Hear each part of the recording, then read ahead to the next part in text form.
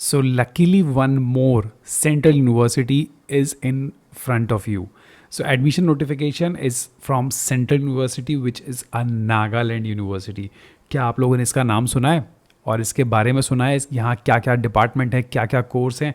अगर नहीं सुना है तो चलो जल्दी से इसका एडमिशन ब्रोशर देख लेते हैं और उसके बाद कौन से डिपार्टमेंट हैं एंड आप इसके अंदर एलिजिबल हो या नहीं, ये जल्दी से देख लो और उसके बाद डिसाइड करो whether you want to take admission in this or not. So these are the departments which are agriculture, engineering and technology, biotechnology, computer science and engineering, electronics and information technology.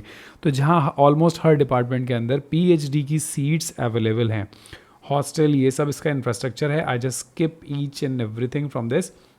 Now we'll directly go to the PhD. देखिए, if you want to apply in this university, this is a central university, again I'm telling you, so you must have a 55% minimum marks in masters, either from engineering, technology or science.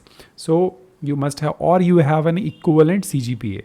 So as per the UGC rule, and you will get a 5% relaxation of the category students. So go ahead, and these are the allotment of seats. तो ये तो रहा BTech का, इसको हम छोड़ देते हैं.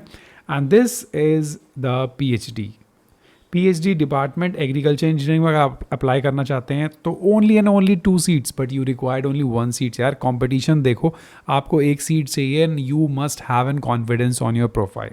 1 सीट ज़रूर मिलेगी. बायोटेक्नोलॉजी में 4 सीट्स हैं और IT के अंदर 1 सीट है. अब इसका जस्ट एडमिशन देख लो जिससे कि आपको चीज़ें समझ में आ जाए. सो इसका एंट्रेंस एग्जामिनेशन होगा 70 मार्क्स का डिपार्टमेंट के अंदर और फिर उसके बाद 30 मार्क्स का पर्सनल इंटरव्यू होगा. एंड जो कैंडिडेट्स के पास UGC नेट, CSIR नेट या JRF है, those students will be exempted from this entrance test and will be eligible for direct interview. So if you have any examination qualification certificate, then you will be appearing directly. चलो अब मैं fee structure दिखाता हूँ. This is for the PhD 24,000 for the first year and 5,480 for the second year. तो आप समझ गए कि आप एग्जम्प्टेड हो कि नहीं. और उसके बाद these are the normal things, examination, evaluation. This is for the BTech. So prospectus बहुत ही कंफ्यूजिंग है बिकॉज इसके अंदर BTech भी मिक्स कर दिया है. तो मैंने आपको काम की चीज़ें बता दी. उसके बाद आपका इंटरव्यू होगा. इंटरव्यू में रिसर्च प्रपोजल पे डिस्कशन होने वाला है. सो बी रेडी फॉर दैट. तो जो लोग भी इस यूनिवर्सिटी में इंटरेस्टेड हो मुझे बताएं किस डिपार्टमेंट में, जो मैंने ऊपर बोले हैं. अगेन डू नॉट कमेंट कि लाइक सर इसके अंदर साइकोलॉजी है कि नहीं, इसके अंदर लाइक ह्यूमैनिटी है कि नहीं. डेफिनेटली नहीं है बिकॉज मैं आपको दिखा चुका हूँ. अब देखो डिपार्टमेंट्स के नीचे इन्होंने दे रखा है एग्रीकल्चर, इंजीनियरिंग एंड टेक्नोलॉजी.